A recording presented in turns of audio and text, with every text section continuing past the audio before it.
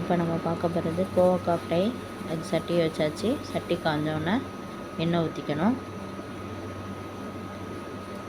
எண்ணெய் காஞ்சோன்னே கொஞ்சோண்டு கடுகு போட்டுக்கணும்.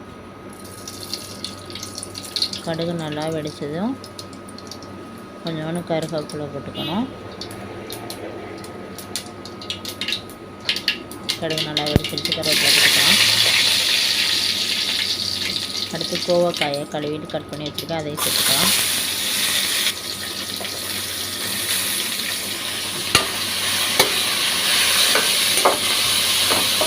நல்லா வதக்கணும்.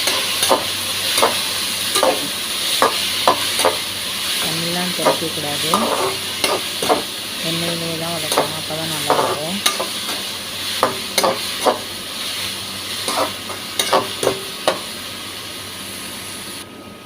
அடிக்கடி எங்கள் வீட்டில் செய்கிற ரெசிபி இது.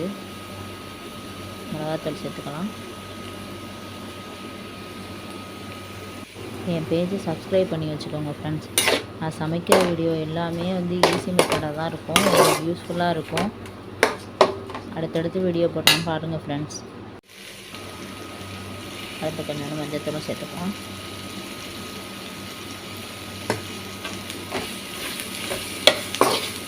தேவையான அளவு சால்ட்டு சேர்த்துக்கலாம்.